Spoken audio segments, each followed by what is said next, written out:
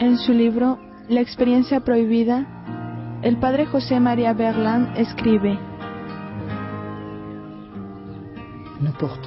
¿No llevamos todos en nosotros el deseo de un encuentro que nos colme, la aspiración a la plenitud, el llamado a arrancarnos de la mediocridad de nuestra vida cotidiana para lanzarnos hacia el ser absoluto, el ser primero?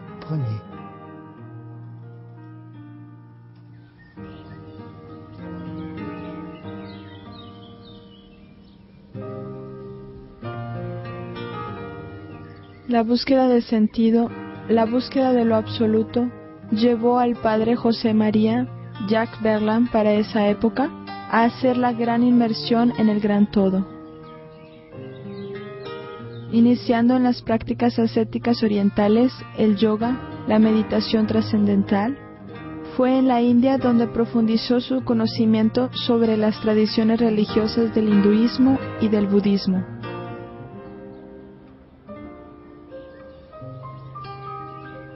Siendo llevado más adelante a las prácticas esotérico-ocultas, nos cuenta hoy su experiencia y la confrontación con la verdad de aquel que vino a buscarlo al otro extremo del mundo, Cristo.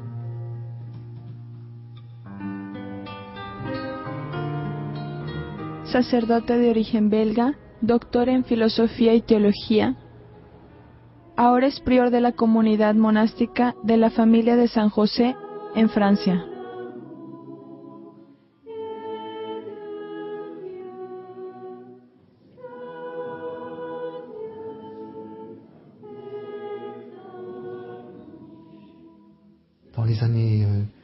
En el 68 tenía 20 años. Era la época de la exuberancia, de la gran revolución cultural.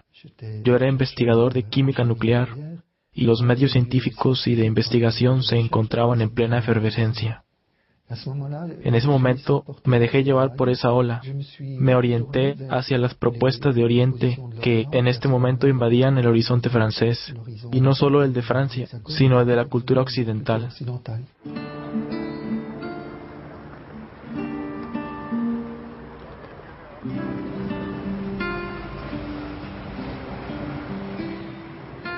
¿Qué puedo saber? ¿Para hacer qué? ¿Y en la perspectiva de qué destino? Estas tres preguntas existenciales invadían mis pensamientos. A pesar de haber recibido una sólida educación cristiana durante mi infancia, arrastrado, a pesar mío, por el gran movimiento de protesta de las estructuras de la sociedad de la época, fue un afiche publicitario sobre la meditación trascendental que me llevó a iniciarme en la meditación que proponía. Una técnica que se presenta como una vía simple, fácil y eficaz para llegar a estados superiores de conciencia, que llevan a una autorrealización plena. Es así como me convertí yo mismo en un iniciador de esta técnica de meditación. Conocí al gurú Maharishi Mahesh Yogi, gurú de los Beatles, a quien le simpaticé y recíprocamente. Le pregunté si me podía quedar con él, porque para mí se trataba realmente de una búsqueda de sentido. Yo quería ir hasta el fondo de este proceso que yo había comenzado practicando la meditación trascendental. Él me llevó como su discípulo, se podría decir en un lenguaje occidental, su secretario personal, pero era mucho más que eso, porque esta función tiene una dimensión espiritual. Fue así como con él le di casi 3 veces la vuelta al mundo, pero principalmente pasé durante 4 años largos periodos en los ashram del Himalaya, donde pude profundizar tanto en la doctrina hinduista y como en la budista, y sobre todo sobre las prácticas que conducen a las famosas experiencias del samadhi, el moksha, del nirvana y del satori.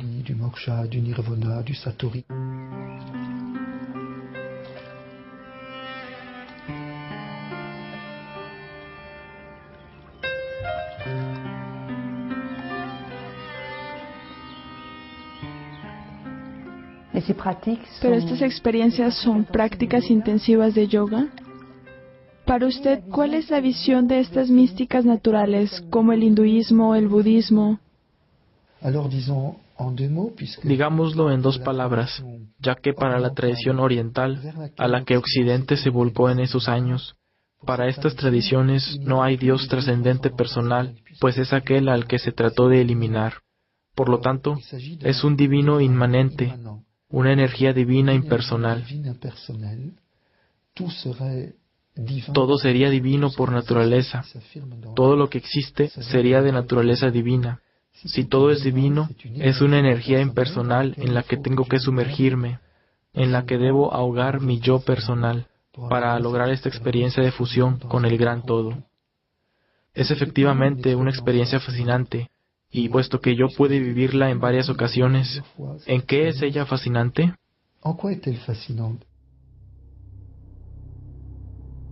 Esta pasa por un conjunto de técnicas, físicas, respiratorias, psíquicas, de concentración ya sea mental o visual, que están diseñadas para eliminar cualquier actividad del sujeto.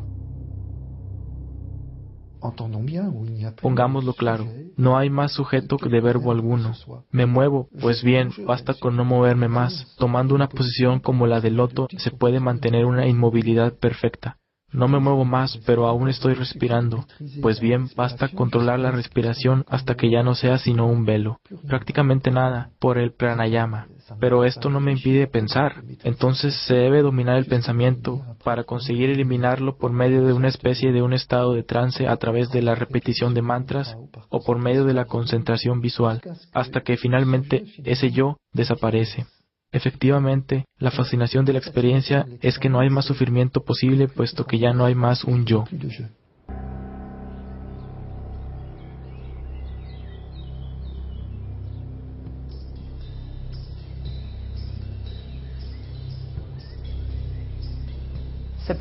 Puede ser muy tentador el no sufrir, pero ¿cómo estaba usted después de haber vivido estas experiencias?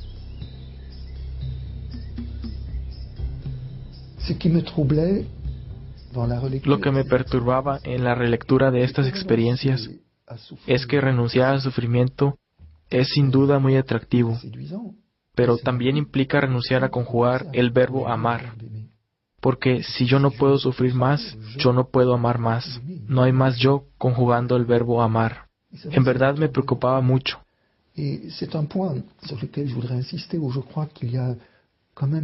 es un punto sobre el cual quiero insistir, porque creo que es traicionera la presentación que se hace de las tradiciones orientales en Occidente, donde casi hemos olvidado este radicalismo de la desaparición del yo que implica, y sí que implica, que el amor es una ilusión. Para Oriente, Buda dice que el amor es una ilusión que debe eliminarse tanto como el odio, puesto que el amor, como el odio, mantiene la ilusión de alteridad del otro. Si bien Occidente no va hasta este radicalismo, pretende que uno puede unirse a la experiencia de inmersión en la gran energía, en el gran todo, diciendo que esta energía se manifiesta como amor. Estoy envuelto en el amor, en el calor del amor.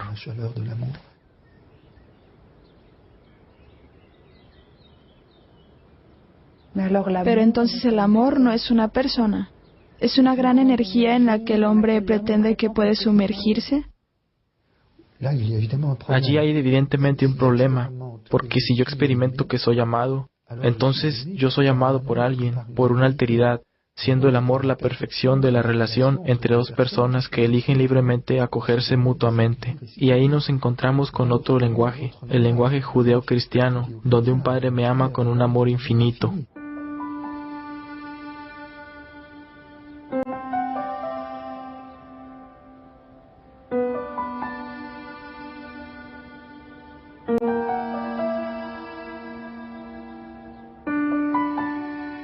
Y este amor subsistente es el Espíritu Santo, que es una persona. De lo contrario, no puedo hablar de amor. Se necesitan dos para el amor.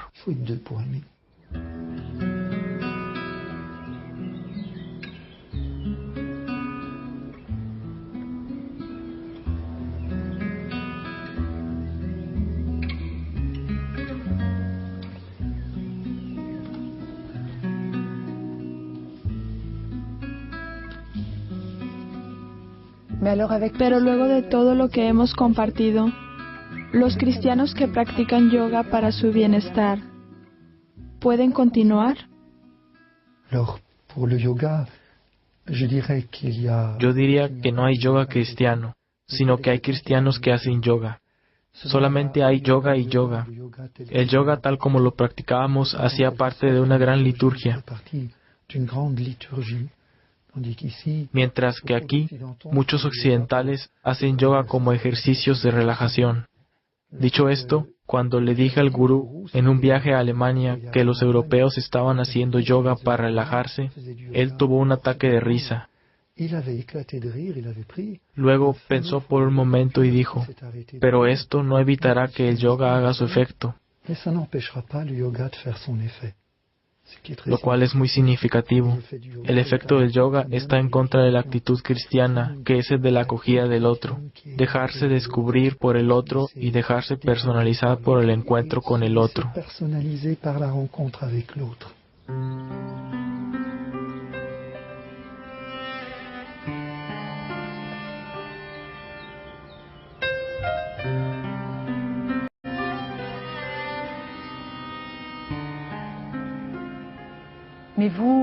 Pero para usted, hoy como cristiano, ¿cómo se posiciona usted con respecto a la cosmovisión del hinduismo?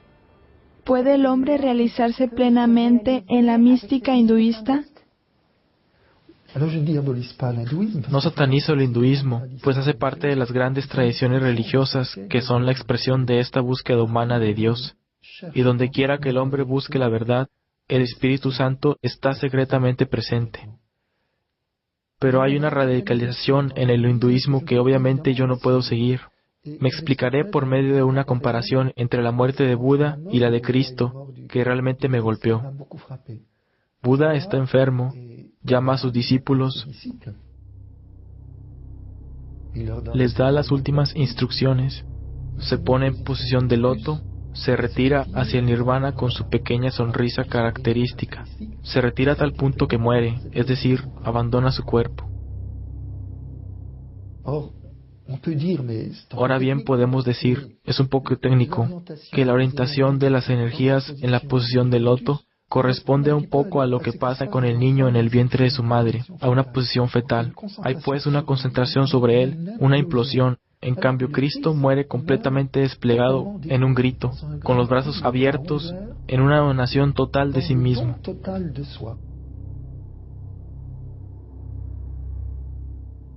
Podría decir que por un lado se tiene un movimiento centrípeto de repliegue sobre sí mismo, y por el otro lado un movimiento centrífugo del amor que se entrega, y que con sus brazos abiertos, en donde todos están invitados a unirse a su corazón traspasado, el camino del Padre.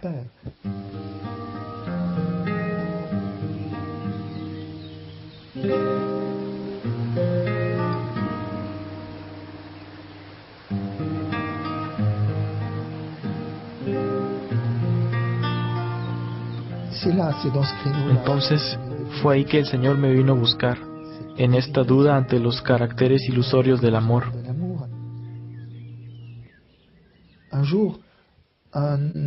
Y un día, un médico naturista fue a visitar al gurú porque nuestros cuerpos estaban bastante maltratados por el intenso ejercicio que realizábamos allí.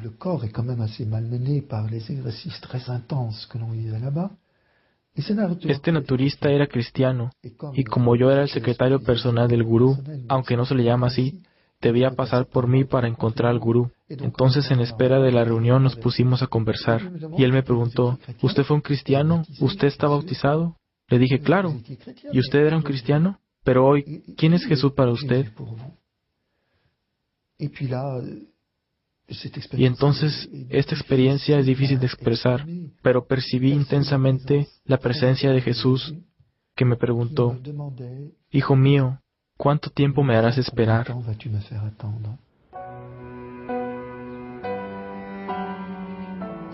Me di cuenta que era amado incondicionalmente, que no había ninguna sombra de juicio en la mirada, en la presencia que estaba allí cerca de mí, que no era sino compasión y misericordia.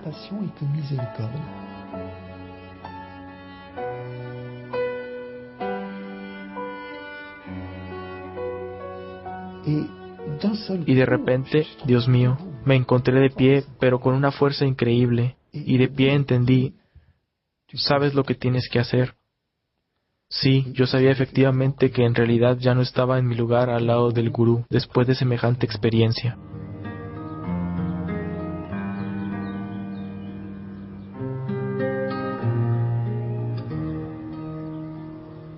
Así es como Jacques Verlaine, ayudado en la práctica por la providencia divina, abandona el ashram de India y al gurú Maharishi Mahesh Yogi. Toma un avión a Europa, a Bélgica, teniendo como único equipaje un maletín con algo de ropa y sus papeles.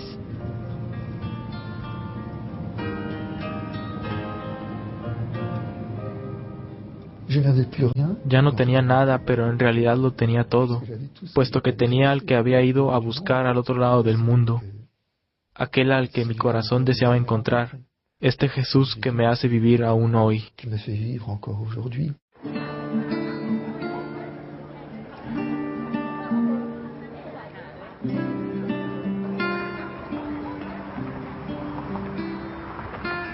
Pero mi regreso a Bruselas fue inmediatamente agitado.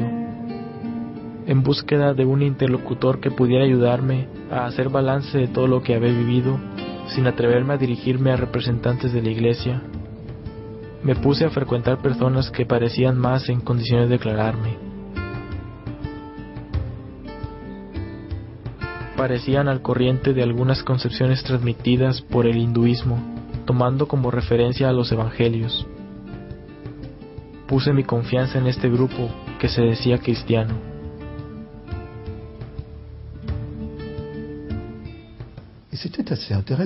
Y era bastante interesante, puesto que se me hablaba del cristianismo. No se me hablaba, sin embargo, más que de comentarios del evangelio. Y se me hablaba también de energía, lo que me recordaba a la India, de reencarnación. ¡Qué bien!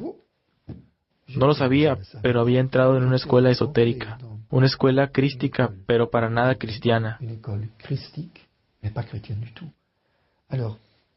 Entonces comenzamos con estas doctrinas esotéricas, con bastante prudencia, con el fin de no mostrarme las incompatibilidades con el cristianismo.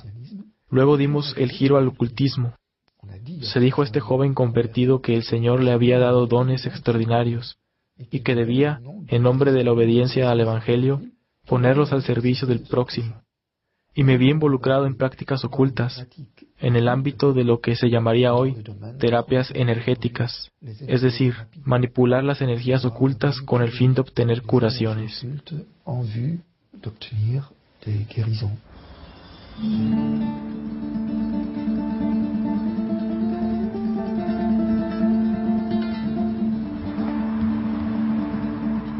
Me volví amigo de un terapeuta naturista, y al estar en contacto con él, descubrí que las técnicas orientales habían desarrollado en mí una gran capacidad como medium, que me invitó a explotar utilizando las fuerzas ocultas sobre las cuales podía conectarme sin dificultad. Había reanudado una actividad profesional, pero estas sesiones de curación ocupaban la mayoría de mi tiempo libre.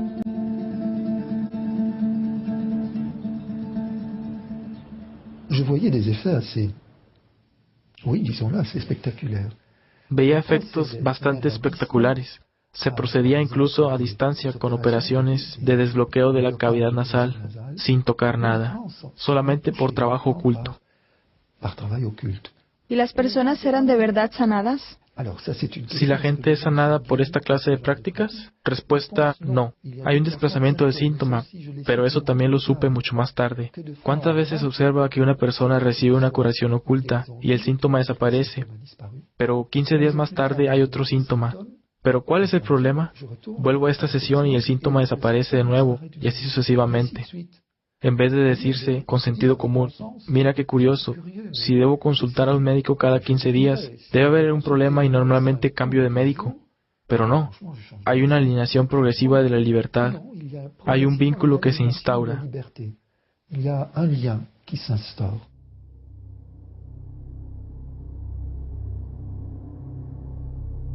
En efecto, recurrir a estas prácticas ocultas supone la colaboración con espíritus, entidades. Es un consentimiento a la acción de esos espíritus en mi vida.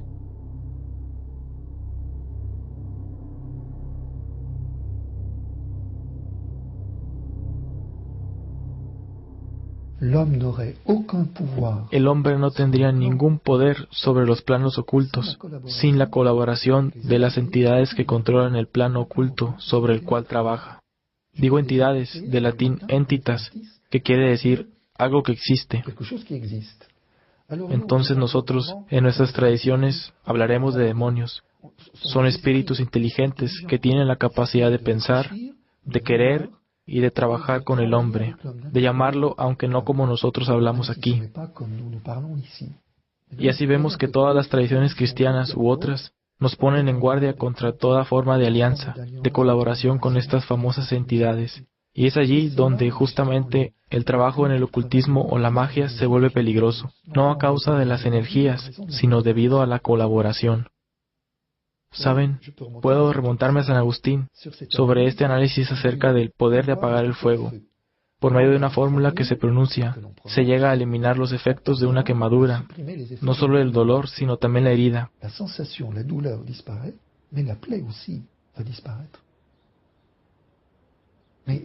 Pero, ¿cómo puede el hombre tener tal poder? Agustín dice, no es el hecho de pronunciar esta fórmula. Usted no es Dios creador. Su palabra no es creadora.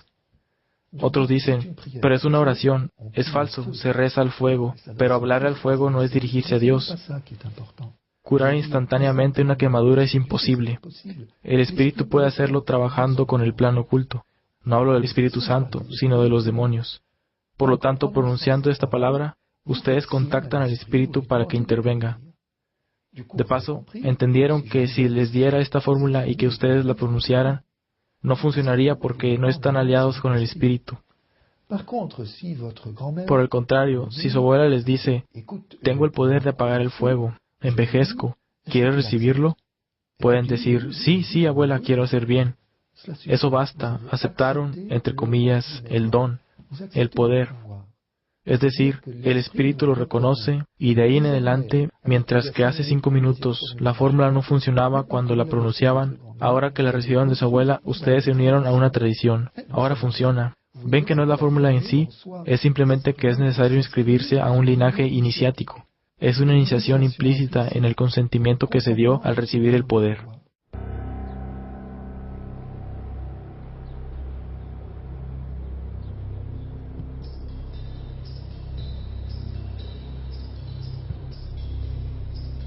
Así, hoy se desarrollan en nuestras sociedades una multiplicidad de iniciaciones implícitas a los poderes ocultos, a través de las drogas, del espiritismo, la videncia, los horóscopos, la magia, la brujería y tantos otros. Tales propuestas son seductoras, fascinantes ante el poder que proponen, volverse amo de Dios y de los otros. Pero la Biblia, la Iglesia, condenan todas estas prácticas ocultas que son contrarias al respeto a Dios y a la vocación del hombre.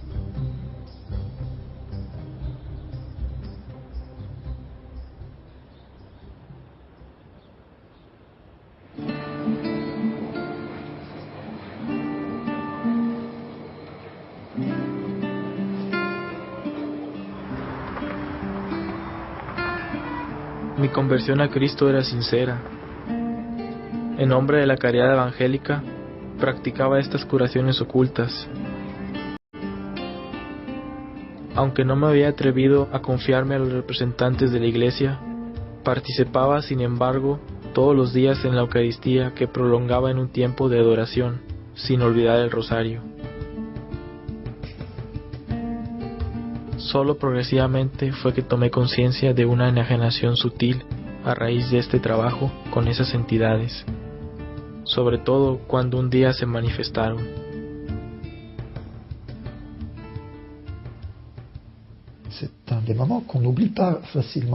Es uno de esos momentos que no se olvidan fácilmente. Trabajábamos a menudo en grupo en las manipulaciones que llamábamos colectividad magnética. Y en un profundo silencio oí a alguien llamarme y respondí, ¿sí? Pero nadie me llamaba. Eso se repitió varias veces y me dije, pero aquí hay un problema, no hay nadie exteriormente y no es la voz interior, claramente se reconoce la diferencia. Y yo estaba muy preocupado.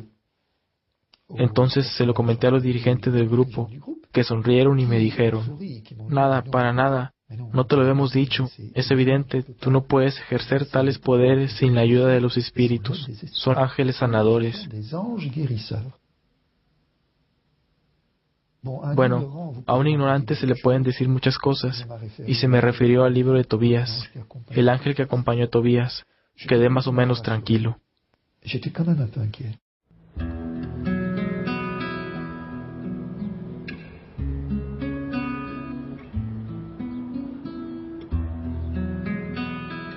Continué ejerciendo con la ayuda de estos supuestos ángeles sanadores,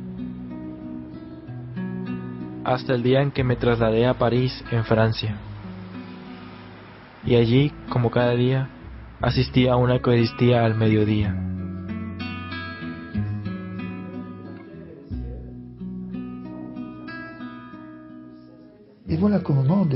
Y ahí que en el momento de la elevación, por Él, con Él y en Él, escucho a estos famosos ángeles sanadores blasfemar vergonzosamente de Cristo presente en este sacramento. Estaba petrificado. En ese instante comprendí que había sido engañado, abusado. Al final de la celebración, busqué al sacerdote en la sacristía y le conté mi historia. Y me respondió, eso no me asombra. Soy el exorcista de la diócesis. Y este detalle es muy importante. Iba todos los días a misa y no pasaba nada. Los espíritus, las entidades se ocultaban. Sabían muy bien que allí era mejor quedarse quieto. Pero la autoridad que reposaba en este sacerdote los obligó a rebelarse, para poder hacer la gran limpieza. Se imaginarán que no estaba nada orgulloso. Pude allí mismo depositar todos estos poderes a los pies de la cruz de Jesús, pidiendo ser liberado, lo que se logró con oraciones intensas y un largo periodo de convalecencia, que fue muy importante. Et puis surtout une longue période de convalescence aussi, qui ont été très importantes.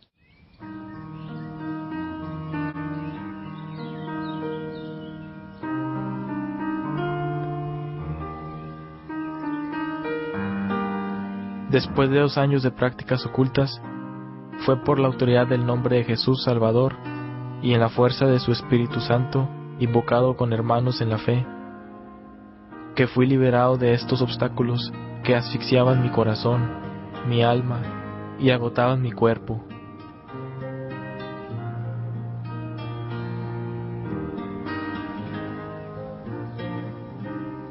A pesar de todos estos extravíos, la llamada a sacerdocio maduraba en mi corazón desde mi regreso de la India. Decidí esta vez abrirme a la iglesia y tomar el tiempo necesario para releer y comprender toda mi historia a la luz del Evangelio.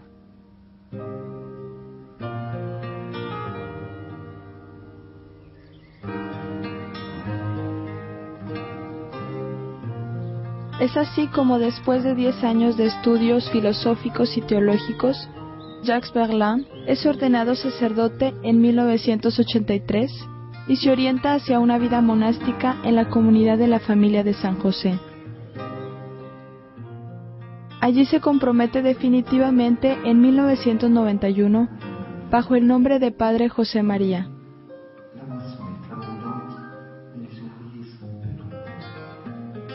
Después de 20 años de trabajo y de silencio sobre su historia, da testimonio hoy de la obra de Dios en su vida alrededor del mundo.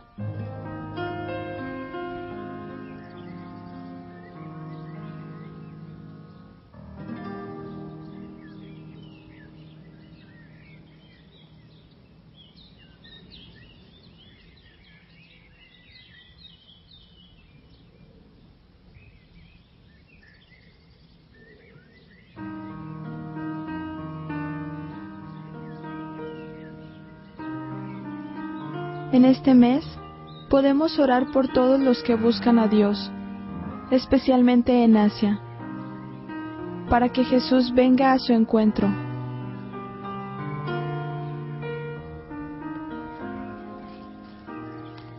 La palabra del mes está en el libro de los Hechos de los Apóstoles, capítulo 4, versículo 12.